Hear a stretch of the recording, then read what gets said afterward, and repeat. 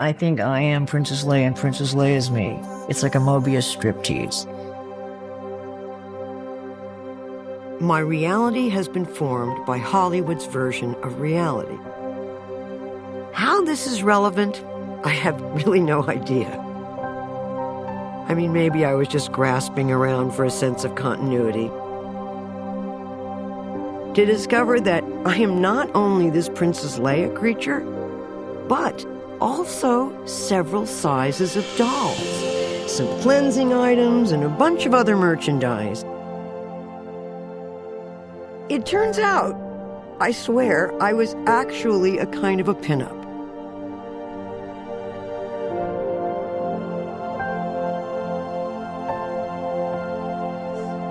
Okay, Carrie, 3. Yep. Hi. Well, it was a long time ago in a galaxy far, far away.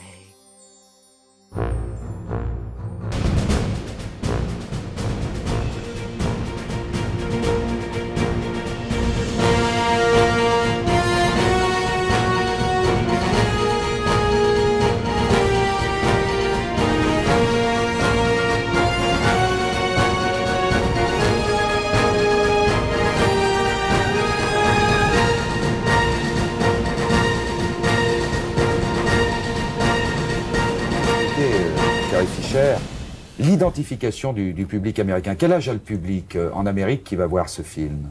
À tous les âges, tous les âges. Je pense, oui.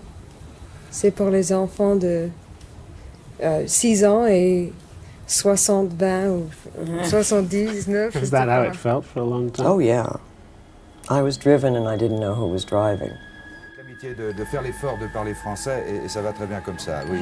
Donc, My version of reality had a tendency to set me apart from others.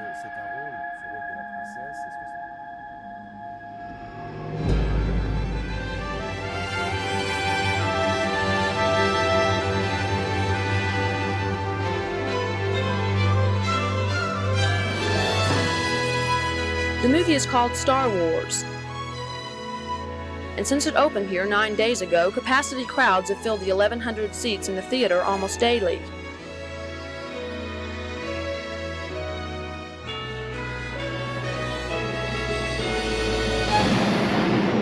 Boom! So there you have it. Your basic intergalactic warfare as the heroic princess is snatched away from the Death Star by the intrepid space buccaneers. And what's the meaning of it all? Who knows and who cares? Was it a surprise to you, or did you have the feeling that Well, I good knew things we were were happening? doing a good movie, but I never expected a reaction like this, you know. It's quite a surprise.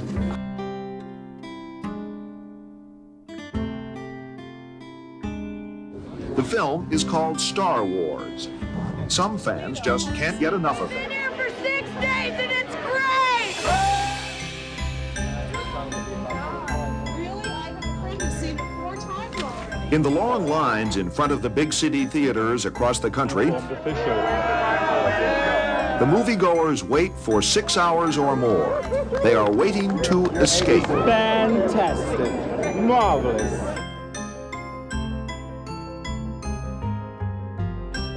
The motion picture Star Wars is one of the most successful films of today. Why is Star Wars so successful, and why are people waiting in line to see it? And why are people going back again and again? You know, I didn't know. I don't think you ever know how to be famous. There's no sort of school that prepares you for it. Carrie Fisher, lovely lady. I really flipped for her. She's gonna be a big star. Let's go back to 20th. Watch. Hi, Princess. Hello. How are you? I'm okay. This is Carrie Fisher. You know what bothers me seeing you actually sitting here talking? I remember when you were born. Please welcome Carrie Fisher. This sort of role ever come to your mind when you thought about being an actress? No, I don't think I could have ever envisioned any of this.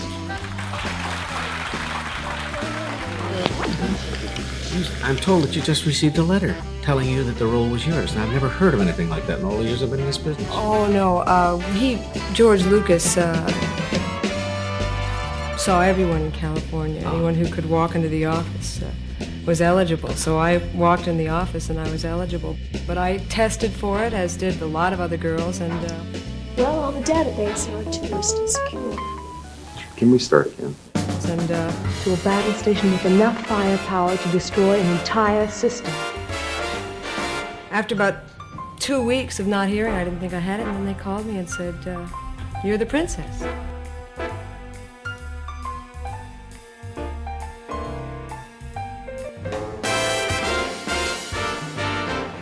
How did this come about? The two pictures in which you've been featured, they're quite different parts. I would imagine in casting for this one, shampoo would not have been taken into account to any Well, great they both extent. have a certain kind of strength for whatever reasons. I Oh, mean, the yeah. other girl is very precocious. Well, Are you my what? What are you really talking about? making it with my mother? She goes after what she wants, or however destructive it is, or whatever. But in Star Wars, the girl is a fighter and goes after what she wants. Does the fact that you played Princess Leia in Star Wars, does that still follow you around? I guess so. You just brought it up. But you look just... Like her? I've been hearing it all my life. It's uncanny. I was up for Princess Leia. I was this close. There were tours. They must have been enormous fun, weren't they? Going out on tour, doing the press tours, and then, what, running off to the amusement parks? It was a lot of fun. I mean, you know, I'm someone that comes away with sort of hideous anecdotes about Harrison and Mark. Oh, do share them. And Harrison played Han Solo's space cowboy who reluctantly decides to help rescue her. Well, George Lucas, who wrote and directed the film, chose them partly because of the way they worked together. Can't get out that way. Looks like you managed to cut off our only escape route. Maybe you'd like it back in your cell, Your Highness. What a show. It's just wonderful. You never had any idea what it was actually going to look like. I do get sort of tired of talking about it. Well, we sort of launched into the public eye at the same time. So the difficulty was I thought Harrison did so well at it. I was 20, and he was 33 or 4 when the film came out. And Harrison was really good at doing interviews. He'd taken philosophy in college, so he would quote philosophers liberally in his interviews. And so I wanted to do that. So when I got back from the junket, I got tutored in philosophy. You had a huge crush on him. I did. What about you, Harrison? I was happy. I was real happy to see how well it turned out. I think they did themselves proud, those guys. I mean, really, I was sort of post-adolescent, so, you know, my sort of emotional world was much more raw than anybody else's.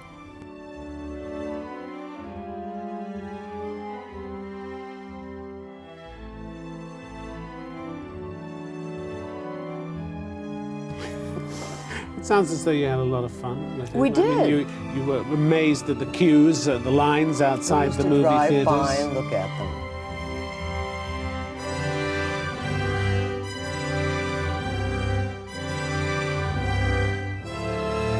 And think, how did we ever get to be so famous? Yes. I don't even know you could even ask that question. You couldn't get that question. It was just so surreal. Not that I was quite used to surreal anyway, though. I have a feeling, correct me, Carrie, if I'm wrong, that you are sitting there through every interview you're doing today saying, okay, when is the daughter of Eddie Fisher and Debbie Reynolds coming into this interview? I know it's going to come.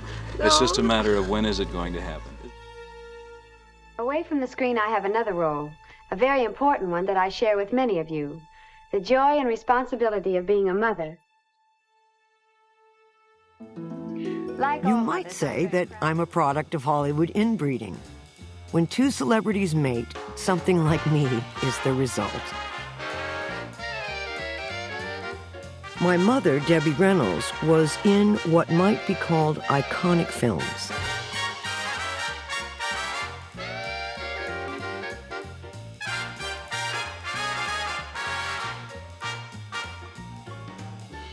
My father is a singer named Eddie Fisher, what was in the 50s called a crooner with many gold records.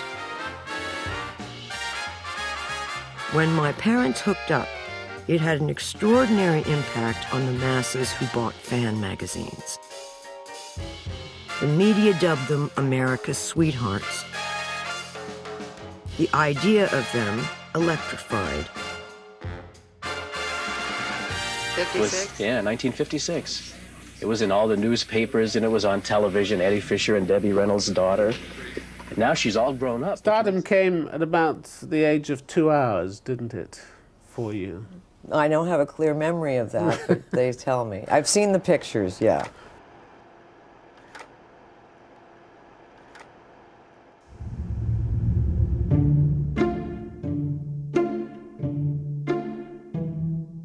When I was younger, starting at about 4, other children would ask me what it was like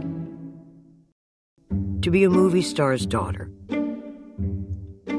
I understood that my life was unusual. Look who's with him, Carrie and Tom. There's Mommy, yeah. Like many others, I grew up watching television shows like My Three Sons and The Partridge Family and The Real McCoys. And based on the lives depicted on those shows, I knew my life was a different sort of real. It was the only reality I knew, but compared to other folks, both on television and off, it eventually struck me as a little surreal, too. It's all right. They're my parents. I like them. It's okay. Of course it has to come into play. There's not that much else interesting about me. Well, there is, however, because you can... But I mean, up to the point of Star Wars or Shampoo, above and beyond. Well, the difficulty about that stuff is what you want to do as a child, what I wanted to do, and I gather from a lot of people, is you want to fit in. And that did not enable me to fit in. Besides, I have to retire. Stay right out. My mother wanted to be able to groom me for show business. When you're weary, feeling small. I'd been singing in my mother's nightclub act since I was about 13. And I continued to perform with her until I was 17. I suppose so, but I never, that's all I ever knew, so it's normal for me. If I'd lived with the Leave It to Beaver family or Father Knows Best or anything, I would have had some sort of perspective on it, but I have none. I mean, it's normal for me to have these. You're going to be able to forget all that after, not forget them, but you won't have to be identified that way after the success of this picture. I like my parents. Do you? Yeah. Tell me, what's going to happen now? This has been described as a runaway hit, and I guess there's no question about it. Star Wars is that. What does that do for you, or to your career?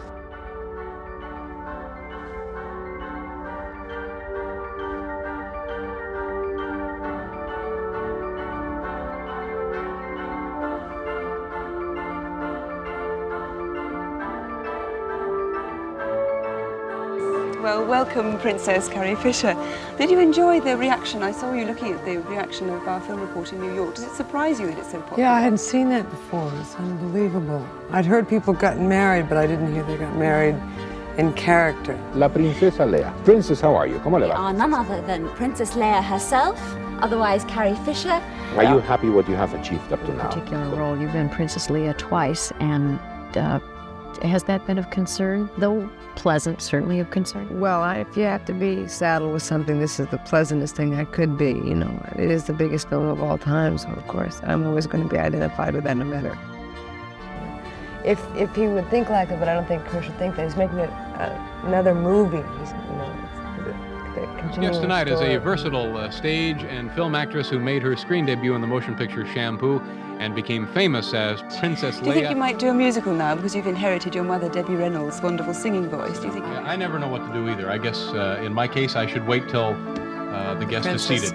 For the princess, sure. I'm sorry. See, that just went right out there. Thank you. It's called our Princess Footstool. I don't like the shampoo that much because you can screw my head off and pour liquid out of my neck and. Well, it's the end of, it's nearly 8 years that Princess Leia was involved and been part of your life, isn't it? What do you think you might do now? Storm the city, destroy them all. Time Guardian. starring Carrie Fisher, Princess Leia in Star Wars. Just so we understand each other, mister, the moment that circuit closes, I'm in charge. The hell you are! Ah, today's reckless youth, with your fast roadsters and your rumble seats. I want to show you something, Mary Brown, for your own good. Take a look at the germs that have ravaged your system. Amazon women on the move. I've seen enough, Doctor. I know you have, but have you?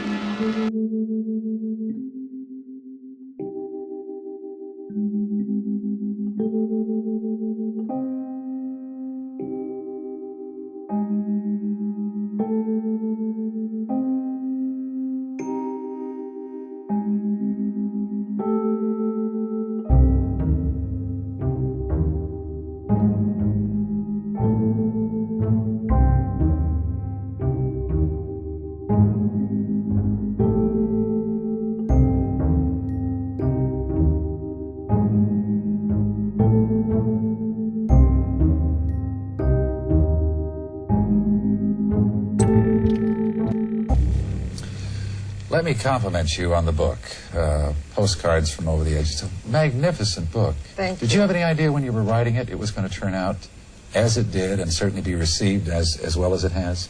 No, I mean, I was surprised that I was doing a book at all. I don't think I ever really expected to ever write anything more just for myself, you know. One of the things that Suzanne says in the novel... I was sort of lost in between all the worlds. I was decidedly without a generation. I don't get your generation's humor half the time. I don't have a generation. Then I think you should get one. 2 thumbs up for Mike Nichols' Postcards from the Edge, the attic story. Actress Carrie Fisher, best known as Princess Leia in Star Wars, in real life had a serious drug problem. In her autobiographical novel, Postcards from the Edge, she wrote in a wickedly funny manner about her experience in a drug rehab clinic. The film picks up with Carrie Fisher's character, played by Meryl Streep, after she's just gotten out of the clinic and has started to work on a new movie. Your mom's here. And how was your day, dear? You made me do a drug test. I knew it. I knew you shouldn't do this picture. Yeah, but you knew I shouldn't do it because it was a bad film. When did you know you were a writer? Because we knew you first as an actress. Well, I was asked actually to write a book right after I got out of rehab about 5.5 years ago. Is this movie about your mom, Debbie Reynolds, and yourself? Is it loosely based? Is it not based at all? You've done a very impressive thing. You've reinvented yourself. When people first got to know you, Star Wars, giant blockbuster movies, and now you've become a writer. You've done a lot of screenwriting, you've done television writing, you're very successul. Was that a real conscious decision? Did you just decide, I want to be a writer all of a sudden? I don't think I've made many conscious decisions. I make most of my decisions in my sleep, and then you see how it works. But no, I like everything. It just sort of has this slow... Blood pressure's 84/20. Suzanne? Tachycardia. Suzanne? I mean, it's about a girl who was in a rehab. Well, yes, I was, but purely as an experimental thing. I knew I'd write a movie, and so I thought, good subject. You know, a lot of people do drugs. I figure I'll do some going to rehab, and it'll make a screenplay. Were you surprised at the success of Postcards? Very much so. I mean, I didn't think of it as a book. I thought of it more as a boop, so that I didn't have to take it seriously when I wrote it. And it was more difficult writing the second novel because I had to think of it as a novel, and I don't like to think of anything as a novel. Now, you also, you wrote, what is it, you've done Punch Up, too, for, I don't know if people are aware, but when screenplays get passed around, you're one of the top Punch Up people in Hollywood. You get screenplays and they say, make this funny, fix it, help it. Give it a funnier line. And is that when therapy started? Feeling that you were without a generation? No, absolutely not. That would be way too indulgent. Therapy started when I was 15. I'm manic depressive. In a a scandal that's gripping Hollywood and the nation, Eddie Fisher leaves America's sweetheart, Debbie Reynolds, for her friend and neighbor, Elizabeth Taylor.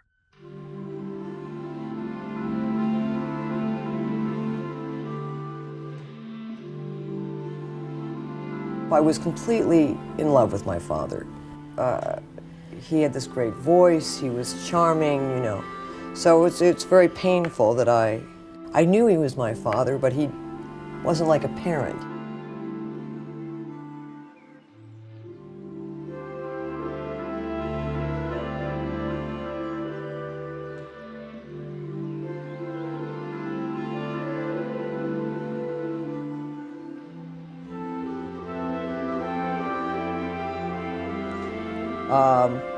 My mother was going through a bad period and I needed to talk to an adult, so I went to therapy, and I was not diagnosed as manic depressive until I got to a proper psychiatrist, which was when I was 24. How well aware were you of your mother's unhappiness? I mean, she said she never had any taste for men, she always chose the wrong man, she blamed herself for all that. The bad taste. I was aware of my mother's bad taste at 14. Yeah, 14, she told me that the latest husband was cheating on her, had spent all her money. So she told me that when I was 14. Yes, it was a lot. I came from nothing, and I made something out of my life. You come from somewhere, and you're trying to make nothing out of yours. I think you should just get over what happened to you in your adolescence. It is time to move on. This is as normal as it gets. What is that? You mean? This is not normal, but this is my normal. I have been knocked around by myself and a little bit more now by the world. And so, I don't know, I earned being a human. What do we want to be but like each other? I didn't want to be different from other people, and that's what celebrities are. So being a celebrity kid, that's the dichotomy. You want to fit in. It is so that I've ended up in a mental hospital. I mean, this is not what people conventionally do in Hollywood. And that was not because of drugs. That was because I had a psychotic, manic episode. Other normal people who weren't celebrity kids. My fantasy was to be normal. Did you ever realize your fantasy? No, now, this is the first time. This is as normal as it gets. What is that? You mean? Losing your mind is truly, truly horrible. Once it's gone, it's fine. It is so that I'm manic depressive. It is so that 60% of all manic depressives self-medicate, either with alcohol or drugs. So no, I did not realize my fantasy. Ever? No. But I can fit in. Yeah. Let's see, revisiting Leia after all these years. I didn't stop being Leia. I mean, it doesn't go away. It's like a persistent rash. No. No, but I have stayed in character for the last 35 years. I count it from the last movie, but if we count it from the first, it's 40 years. But people identify me with her so much, and I am the custodian of Princess Leia. So I try to keep her fit and ready for action.